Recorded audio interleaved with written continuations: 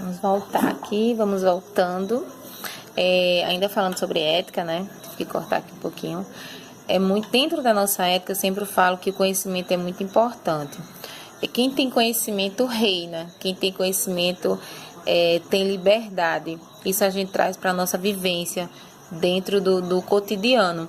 Não falo só do conhecimento da técnica, do domínio teórico em relação à técnica, mas do conhecimento de forma geral. Quando o conhecimento ele é a nossa base da atuação profissional. Então, é uma condição indispensável essa liberdade. Quando você tem conhecimento, você tem liberdade, né? E para você ter conhecimento, é importante que você busque essa qualificação profissional para atuar com relação também à ética dentro da sua profissão. Em sala de aula também a gente trabalhou de tudo que a gente já falou aqui, da questão da conduta moral, comportamento, saber ter discernimento, de você poder decidir, de ter fazer uma decisão com relação ao seu cliente, o que é certo, o que é errado. Mas é muito importante a gente ter um ponto de equilíbrio naquela situação, você ter um equilíbrio para resolver o seu problema. Dentro da nossa ética também a gente tem que pensar com relação aos nossos clientes, respeitar todas as confidências dos nossos clientes. Isso é ético, isso é um profissional ético. O nosso cliente, ele confia. Eu falo muito em sala que o profissional da área de saúde e beleza, como por exemplo o esteticista, o epilador, qualquer um da área de saúde e beleza, ele não só é aquele profissional, por exemplo, a esteticista naquele momento com o cliente, ela não só é esteticista, muitas vezes a gente desenvolve como professora, como psicóloga, como médica, conselheira, amiga, irmã. O cliente, ele confia em você, ele confia no seu trabalho, então você precisa respeitar muito isso, todas as confidências dele. Falou ali, ficou ali, certo? Com relação aos nossos clientes, isso também é ética, evitar críticas destrutivas. Se não é para construir, não precisa nem expor. Tem pessoas que gostam de fazer crítica destrutiva, que venha para críticas construtivas para o seu cliente, ela é bem-vinda, mas destrutivas a gente evita. Respeitar a intimidade de cada cliente. Isso é muito importante. Tem cliente que dentro da cabine, ela é realmente uma pessoa sem vergonha. Ela chega, seja para realizar qualquer procedimento, como por exemplo os procedimentos mais invasivos que a gente tem acesso até em sala de aula, como um procedimento de epilação, de uma massagem que o cliente exponha, que se expõe um pouco mais. Então, principalmente a epilação, eu acho que é um dos procedimentos mais invasivos que a gente precisa respeitar. E se o cliente tem um certo, né?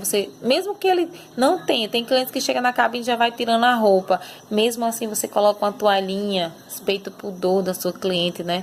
Evitar deixar ela muito à vontade, porque tem umas que ficam super à vontade, mas tem umas que não ficam, e você precisa realizar o procedimento, você tem que conversar com ela, você tem que mostrar esse respeito por ela, esse respeito ao pudor, você tem que passar a segurança para ela com relação ao procedimento, certo? Respeitando a intimidade de todos eles. Dentro da ética, a gente não pode esquecer da ficha de anamnese, como eu falei, e essa ficha de anamnese, gente, tá dentro do código de ética do esteticista também. Ela não é só a ficha em si, ela tem que ser devidamente preenchida, assinada e datada. Isso está no código de ética que a gente vai trabalhar em breve, certo? Com relação ainda ao trabalho em equipe, a gente precisa ser leal aos nossos líderes, aos nossos clientes, né? Outra coisa que a gente tem que evitar em cabine, isso a gente vê muito, a questão dos apelídios. Assim que a cliente chega, que vai realizar a ficha de anamnese pela primeira vez, a primeira coisa que a gente vai procurar saber é o nome dela, todo mundo tem um nome, para evitar apelídios.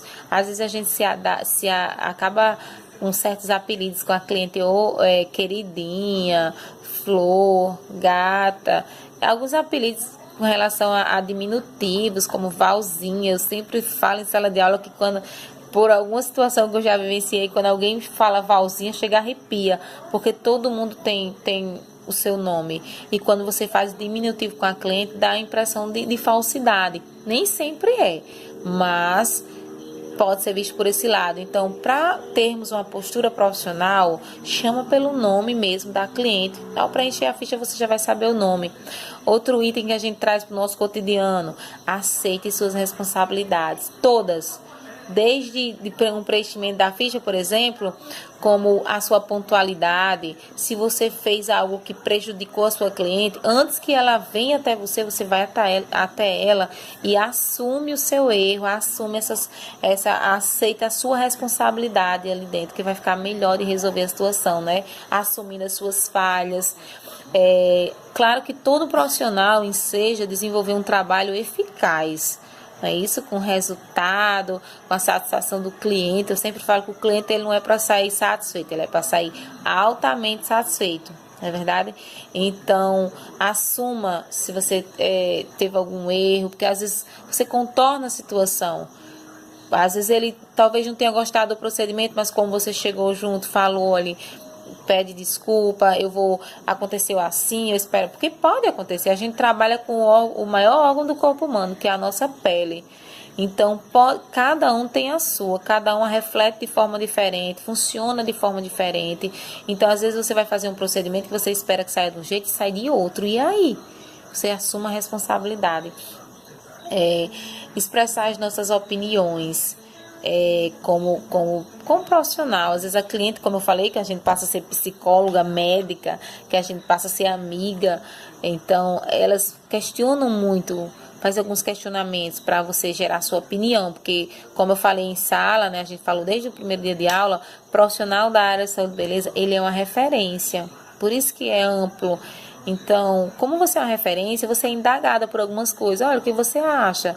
Às vezes até situações íntimas da casa dela. Às vezes a gente, quando conhece uma cliente e começa a conversar, e para fazer uma ficha de anamnese, ela já fala, você já sabe tudo sobre a vida dela, do esposo, da família, dos filhos, de tudo, porque ela confia no seu trabalho e vai falando tudo, né? Então, muitas vezes, nem sempre a gente pode expressar as nossas opiniões pessoais. Profissionais, tudo bem, mas pessoais a gente é melhor evitar. Até na questão da gente se expressar com os nossos clientes, a gente tem que evitar falar alto demais, fazer barulho. Tem alguns comportamentos que incomodam o cliente, a gente precisa evitar, né? Eu digo muito, isso é importante. Profissional da área saúde e beleza, ele tem obrigação de ter boas maneiras. Tem obrigação. Por exemplo, a questão da cabine. Tem um espaçozinho para você se alimentar. Jamais se alimente na frente do cliente. Jamais se alimente. Até porque dentro da cabine, quando a gente... Dentro do seu espaço, se você perceber, se leva algum tipo de alimento, acaba impregnando. É igual a quem fuma, né? O cheiro fica dentro da sala. Você vai comer um sanduíche, não sei, alguma coisa, e fica o cheiro. Isso não é legal dentro da sua sala. Dentro do seu ambiente de trabalho. Então, evita estar se alimentando na frente do cliente. Essa questão do álcool e do fumo, a gente nem precisa estar se alimentando tanto, porque a gente já sabe que é algo que é muito forte. Eu sempre falo, até às vezes eu radicalizo, né? Porque eu digo que todo fumante, eu radicalizo. Todo fumante ele é mal educado, mas pode ser que existam alguns que não sejam, né? Isso é uma opinião minha. Porque o fumo e o álcool para nossa área, para o nosso cliente, ele não é bem-vindo. Não, eu fumo, mas eu fumei lá fora, mas o cheiro vem com você. Imagine você usar álcool para ir atender um cliente. Como eu já presenciei, não na área da beleza, né? Mas em áreas de saúde, por exemplo, uma recepção tá com cheiro de bebida, porque passou a noite na farra e chegar de 7 horas com cheiro ainda com característica de quem bebeu e o cheiro está bem ativo para atender uma clientela na recepção da área da saúde, por exemplo. Então, isso não é bem-vindo. Evita-se. Um item que é de fundamental importância para nós, profissionais da área da saúde e beleza, que é crucial, é muito importante, é a pontualidade. Eu digo muito que o nosso cliente pode até nos fazer esperar por ele 30 minutos. Não é legal. Não é interessante. A gente tem que ter estratégias para que isso não aconteça. Como, por exemplo, ligar, olha, hoje é o seu dia de atendimento, hoje é a sua massagem, não é isso? Hoje é o procedimento, lembrar, mandar uma mensagem no WhatsApp, tá sempre lembrando para não acontecer isso, né? Dele chegar atrasado e atrasar a sua agenda todinha. Mas se acontecer, a gente pode até esperar 30 minutos por ele, mas ele jamais esperar 1 minuto. 1 minuto, independe de qual seja o procedimento. Claro que isso depende das estratégias e a metodologia de cada profissional. Existe um relacionamento, né, com o seu cliente, então cada um tem a sua forma de trabalhar. E com relação ao atendimento em si, além da pontualidade, ao atendimento em si, é importante que nós profissionais passe de imediato firmeza e segurança no procedimento. O cliente chegou, passa tudo que você vai fazer com ele. Eu vou fazer uma epilação, olha, eu vou fazer sua epilação assim, assim, assim, eu vou usar isso, isso, isso. Deixa tudo bem claro, gerando segurança, gerando profissionalismo, não é isso? E nesse momento, com relação ao cliente, a gente também precisa estar, além da, quando eu já falei, né, que se impor, colocar em prática a sua postura profissional, aí envolve as roupas adequadas, que isso conta. O profissional da área de saúde e beleza não pode estar maquiada? Pode se maquiar, agora nada em excesso. A questão dos acessórios para ser discretos, maquiagem suave, porque às vezes atrapalha. Eu falo muito, tem profissionais que não gostam de usar os EPIs. E o aluno chega e diz, eu não me adapto a essa máscara, por exemplo, eu fico sem respirar direito. Mas isso é importante, é só questão de hábito. Porque a máscara é um EPI, um equipamento de proteção individual, ela foi feita para ser usada, como a luva, como a touca, todos eles é importante que sejam utilizados.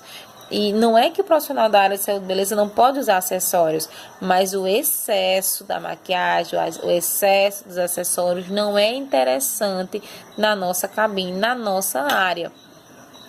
Outro item que é totalmente antiético, falar mal dos concorrentes. Isso não gera um profissional ético. Jamais. Concorrência não era nem para existir, porque eu acho que a gente tem que ser amigo do nosso concorrente, até porque para saber o que ele está fazendo, para a gente fazer diferente dele. Não é nem para colar, não. Só se for para pegar e melhorar a ideia. Mas normalmente é para a gente saber o que ele está fazendo, para a gente procurar fazer o diferencial. Eu imagino que seja assim, para procurar fazer o melhor.